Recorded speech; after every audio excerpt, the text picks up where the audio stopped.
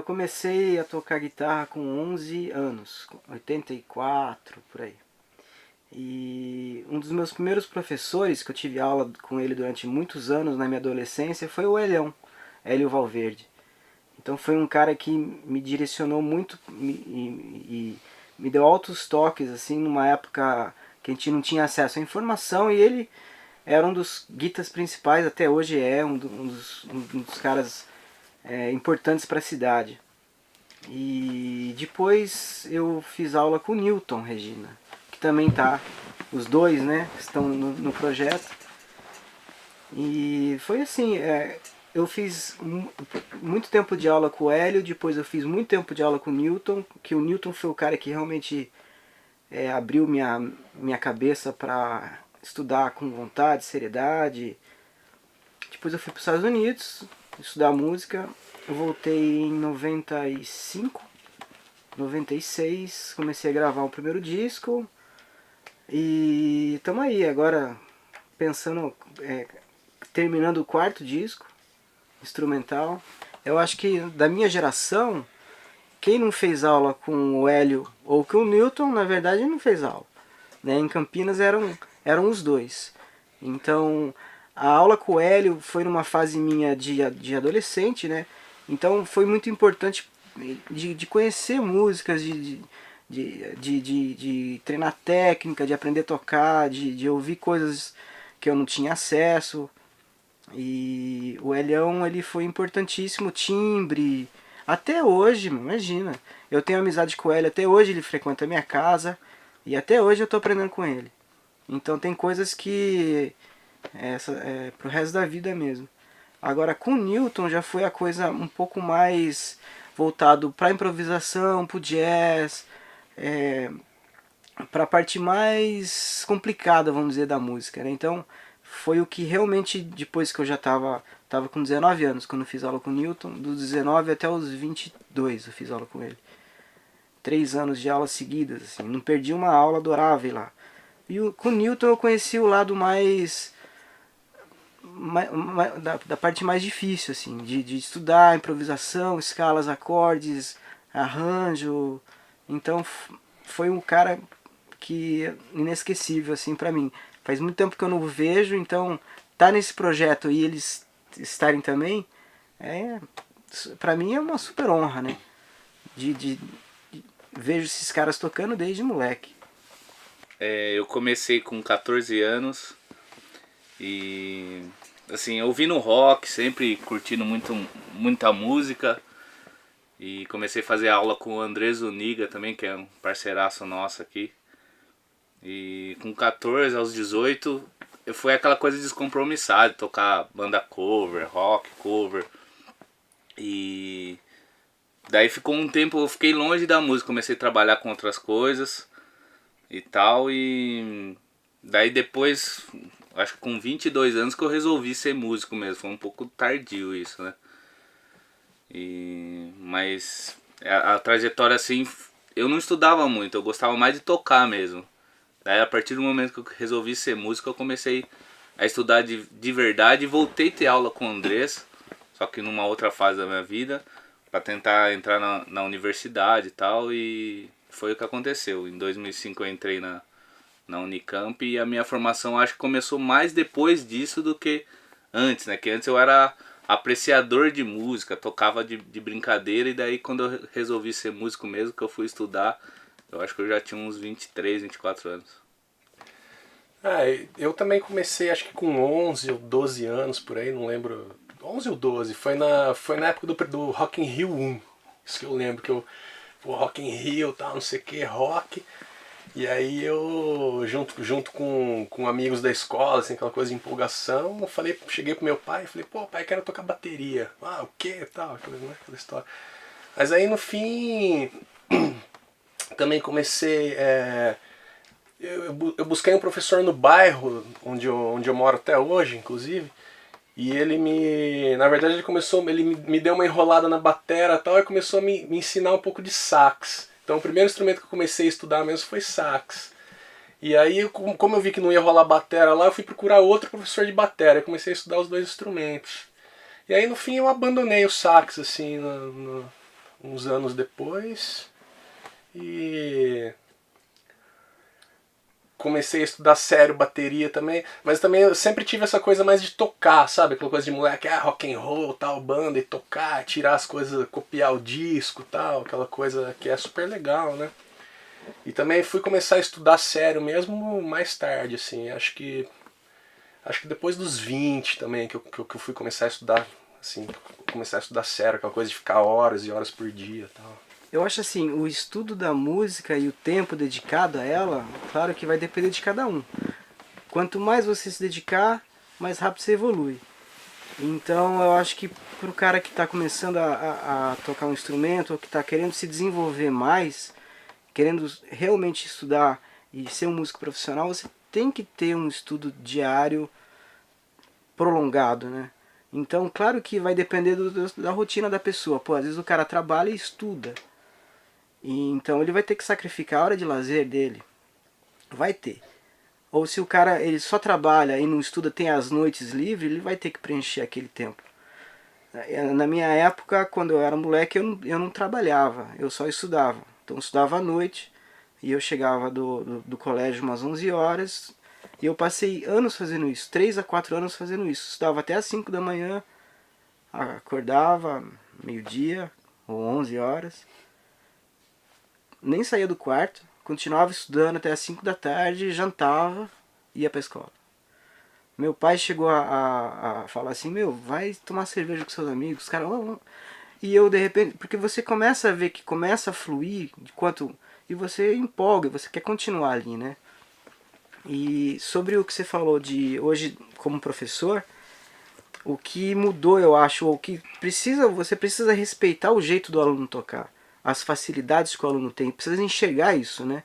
Claro que você precisa corrigir, você precisa auxiliar e direcionar o cara para certos caminhos, mas às vezes você vê que o cara tem certas facilidades.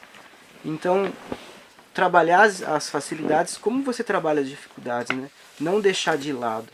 Então, às vezes, o cara tem facilidade para tocar de um jeito e você quer mudar o jeito do cara tocar, para tocar de um jeito que talvez ele vai demorar muito para pegar ou nunca vai ter um domínio. Então, com relação a isso, você precisa entender o perfil do cara. Então, dando aula hoje, você vai ter aluno que faz por hobby, você vai ter o cara que quer ser músico, ou você vai ter o cara que não sabe o que ele quer, às vezes ele simplesmente tem 15 anos e não sabe se ele vai ser músico ainda ou não. Então você precisa ter essa postura de profissional como professor, e você é professor, você é psicólogo, né? Muitas vezes você resolve um pepino do cara só de 3 ou 4 minutos de conversa. Eu acho que sim. Na verdade, eu sempre ia assistir o Hélio tocar quando eu era moleque. E eles tocavam bastante. E eu ia direto ver eles tocar. Eu tinha 15, 14, 15 anos, 16 anos. E eu me via ali. Eu falava, puxa, é isso que eu quero pra mim. Eu quero ter esse... Eu quero estar ali naquele lugar onde eu vi o Hélio. Ou onde eu via outros guitarristas. Mas principalmente o Hélio. O Hélio foi o cara que... O primeiro contato que eu tive com guitarra, assim, né? E de ver ele tocar. Então acho que esse foi o primeiro... A lembrança mais... Assim, pensando na cena local, de ver o Hélio tocar. Mas a paixão pela guitarra veio de várias vertentes. Nos anos 80, que foi quando a gente começou a tocar, o Du falou do Rock in Rio. Antes do Rock in Rio teve o Kiss no Brasil. Então, o Kiss no Brasil foi... acho que o primeiro show grande assim, que teve esse destaque de mídia. Então, eu me lembro que minha mãe uma vez me perguntou, estava tendo no colégio aquela coisa de profissão, o que você quer ser quando crescer? E eu falava que eu queria tocar numa banda de rock. Eu quero ser... Não falava nem músico, porque eu não sabia, se era criança. Eu quero ser que nem o Kiss. Como assim? Eu falei, eles não fazem isso, não é a profissão deles? Eles não tocam? Aí no começo foi difícil para os meus pais, né? Mas depois eles sempre me deram muita força. E aí o Hendrix, Aí quanto mais coisa... Eu me lembro do filme A Encruzilhada, passou uma vez no SBT, eu pirei. E aí é só histórias, né? Essa coisa da guitarra, ela é muito... É um sonho, né? Você... É aquele sonho se realizando. Ah, eu não lembro muito bem, assim, faz muito tempo. Mas assim, tinha o quê? Tinha essa coisa do rock muito forte, né? E era a época que... Eu acho que era a época que tava começando as bandas de rock aqui no Brasil também, assim, né? Ultraje, Paralamas, Barão, toda essa galera do rock nacional, assim. Então, cara, eu não lembro, mas eu acho que a cena era muito mais rock and roll, assim. E aí a coisa vai se diversificando, né? E chega no que chegou hoje, assim. Mas também a gente tem muita coisa de idade, né? Eu acho, tipo assim, o som que a gente ouvia quando a gente era moleque, o Bruno é mais novo, né? Outra geração. Não, mas a gente tinha essa coisa mais do rock and roll, assim. E agora a molecada de hoje eu acho que é outra história. Então, acho que mudou. Talvez tenha mudado isso, assim. Mas tem espaço pra todo mundo, né? Eles inventaram um negócio, né? Eu fui ver o filme do Led Zeppelin que estava passando no cinema e ver os caras com 70 anos tocando as músicas, aquela reunião que eles fizeram, até hoje eles estão ensinando a gente como que faz, né? Então, para quem não conhece aquele som e começa hoje com as referências que Nildo falou, começam tocando outras coisas, é que, claro que a gente é tendencioso, porque eu sou roqueiro. Eu acho que todo mundo aqui tem uma vertente de rock muito forte. Apesar da gente tocar outras coisas, mas a gente sente falta no sotaque do cara, na linguagem do cara.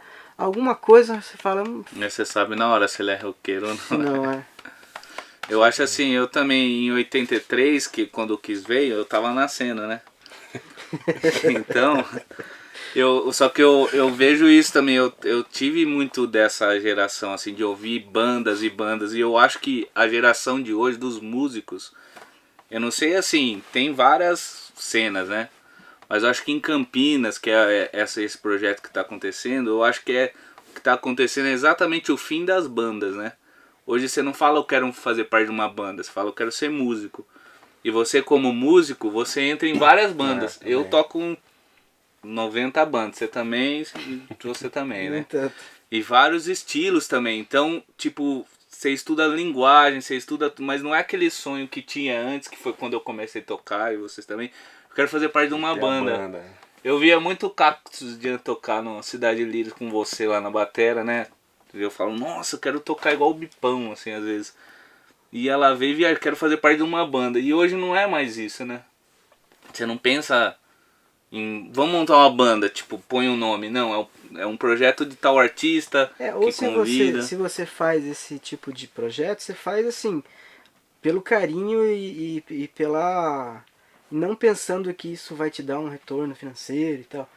Então, você até faz, mas você faz isso também, né? Porque só isso não adianta. O sonho, vamos dizer, o sonho... Não que o sonho acabou, mas a gente sabe Mas eu acho que era uma coisa que dava mais certo antes, né? Tipo, vamos montar uma banda? Pum, o mercado estava exatamente, aberto, né? agora não existe mais isso. Eu acho que... As primeiras influências foram aquelas de criança, né? Então, dentro do rock, que era o que eu mais escutava, a primeira influência foi Ace Frehley, sem dúvida. Eu queria ser o Ace Frehley, eu queria ter uma Les Paul, eu queria tocar que nem ele. Depois a gente começa a conhecer outras coisas. Uma coisa que mudou muito a minha vida foi Jimi Hendrix. A abordagem, quando realmente entender o som, entender como que funcionava aquilo, porque muitas vezes a gente escuta, ou as pessoas escutam o trabalho do Hendrix, e pô, é 1960, o som realmente tem muita gravação, que é de show ao vivo, que eles estão tudo chapados tocando, eles nem tinham, de repente tinham o intuito que aquilo fosse registrado. Então tem muito, o cara vai ouvir e fala, nossa, mas o som tá ruim. Pô, é 1960, então você tem que entender o som, né? Acho que Hendrix é um cara muito forte, assim. Claro, Satriani, Steve Vai, toda essa onda dos anos 80, anos 90 de guitarrista instrumental. Eu já quis também ser o Steve Vai, ser o Satriani. A gente passa por todas, até a gente entender que você tem que ser você mesmo, né? E aí é outra busca, talvez eterna, assim, até a gente saber que na verdade a gente está sempre em mutação, né? Você está sempre escutando uma coisa diferente ali, estudando uma coisa diferente, acrescentando. Jeff Beck, eu gosto muito da onda blues rock também. Warren Haynes, Allman Brothers, essa praia. Estudo bastante jazz desde a época do Newton, estou sempre estudando, mas não com o objetivo de ter a linguagem de ser jazzista, mas pelo conteúdo. E eu acabo aplicando isso nas minhas composições, nas minhas improvisações, apesar de não ser um músico de jazz. E gosto muito de blues. Na verdade, eu acho que tudo que a gente gosta acaba influenciando a gente, né? Você é o que você escuta. Isso tem um pouco no blues também, né? Essa coisa de realmente de improvisação, de desenvolver a música do zero e não ter nenhuma ideia fixa. Claro que o jazz é bem mais completo, né? Tem mais conteúdo. Eu também comecei a tocar, eu queria ser o Gene Simons. Então a gente tá junto aqui. E até porque você vê no rock do Kiss, assim, o baixo é muito legal, né? É muito bem construído, não é aquele coisa contínua, é uma linha mesmo. E inclusive o Andrés me mostrou muito isso. Eu ia estudar e ele falou, meu, o Gene Simons é foda, né? Porque ele... E daí depois veio o Roger Glover também, eu gostava muito do Deep Purple. Mas à medida que eu fui estudando assim nos anos, a guitarra no rock é a protagonista, né? Então você cita um monte, eu sou mais fã dos guitarristas de rock do que dos baixistas, né? Então eu comecei a migrar para outros estilos assim, até porque é onde o baixo é o protagonista. E foi aí também que eu conheci o Jacó Pastorius e caí no baixo acústico também. Então quando eu conheci pra mim, o divisor de águas dele foi um Jimi Hendrix, né? Pra mim foi o Dave Holland. Quando eu conheci o Dave Holland, falei, meu Deus, é isso mesmo. E daí comecei a estudar bastante e depois veio, ele é o pai e o filho é o Avishai Cohen. Pra mim também sou muito viciado nesse cara e é isso, minhas influências. Não, com certeza, assim, a coisa, acho que a influência mais forte é aquela influência quando a gente começou lá, né? Que foi rock, né? Não tem muita escapatória. Eu acho que assim, dois caras do rock pra mim que são básicos assim é Bonham, Led Zeppelin, e o Ian Pace do Purple, que são os dois caras assim que eu acho mais legais do rock, assim. Acho que todo mundo que quer tocar, todo batera de rock, acho que tem que ouvir esses dois caras. Eles inventaram uma linguagem, né? Se for ver, né? Né? Ninguém tocava daquele jeito antes. Eu acho que um cara que é monstruoso assim, hoje eu acho que é o Colaiuta, que tá num nível assim assustador, eu acho. Que é aquela coisa assim, você escuta e você fala, nossa, não vou chegar nunca, mano. Imagina, é uma das coisas mais importantes de uma banda, o batera. Se o batera for bom, a banda é boa. Eu acho que os bateras mais legais, principalmente solo, assim, são os bateras que pensam melodicamente, né? Pensa na melodia, não pensa, aqui eu vou fazer um paradiddle, aqui eu vou fazer não sei o quê. E que eu acho que não é fácil isso na batera. Por isso que tem poucos bateras que improvisam bonito, né? Eu sou batera e eu tem solo em batera, meu, que não dá pra ouvir, né? É difícil, né? Eu sei lá. Por causa dessa coisa, acho que os mais legais pensam em melodia, né? Na batera, um negócio esquisito, né? Assim, de pensar, né? Você fala, tambor, o cara tá pensando em melodia, mas é onde rola, eu acho. Eu acho que quando você fala isso, me vem uma coisa na cabeça, dentre todas, eu acho que em 2010, tocando na Expo Music, e fazendo um workshop num stand, e de repente eu acabei uma música, eu olhei pra plateia, tinha um cara sentado assim, amarradão, e eu vi que tinha um cara que tava dando gritinhos, aplaudindo assim, e quando eu olhei pra ver, era o Andy Timmons, guitarrista que, assim, sou super fã do cara. O cara acho que é uma das referências da guitarra instrumental rock. E aí eu falei, caramba, aí depois eu toquei mais uma música, ele veio falar comigo, ele me citava em tudo que ele falava, em todas as entrevistas que ele deu.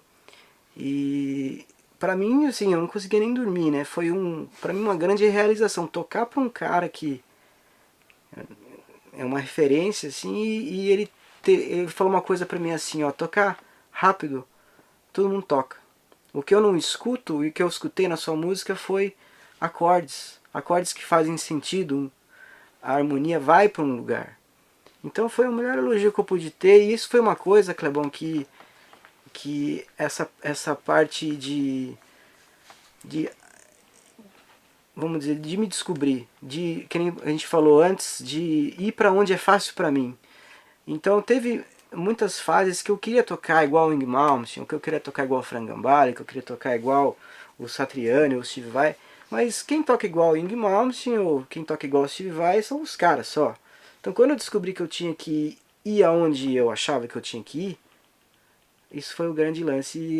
Esse lance do Andy Timmons acho que é o que eu me lembro com mais carinho, assim. Eu acho que nesse projeto eu me vi, eu pensei, bom, na verdade quando você me ligou para falar do projeto, eu desliguei o telefone, eu fui tocar guitarra.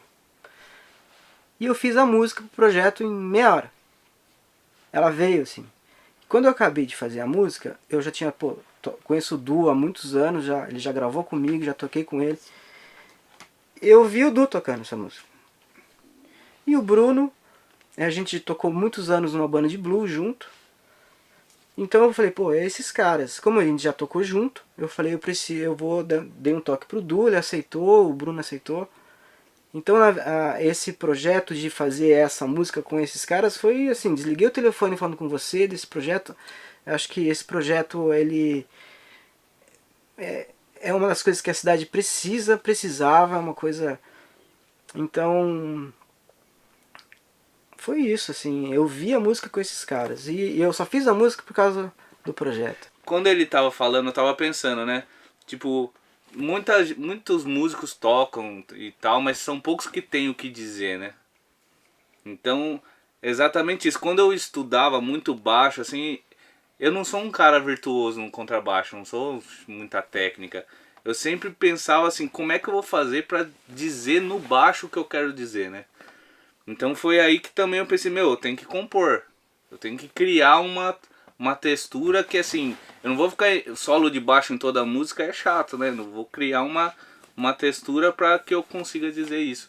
E foi nesse ano que eu consegui lançar assim, junto com pessoas muito especiais também, que é a Janice Pessoa e o Marcos de la Rocha, a gente lançou o primeiro disco que das 10 músicas, 8 são composições minhas. Então acho que inclusive no lançamento que foi o mês passado, foi o momento mais especial. Eu achei super legal. Na verdade eu não conhecia. Ele falou, ó, é um projeto tal, você tá sabendo? Eu falei, não tô sabendo. E eu acho que é exatamente isso que você tá dizendo, né? O público você vai conquistando, né? Eu acho que é o que o projeto tá tentando fazer. No começo você não sabe o que é, mas vem uma vez o nome, vem outra vez o nome. E depois que eu vim aqui, conheci o estúdio, conheci vocês, achei que é uma coisa muito bem estruturada.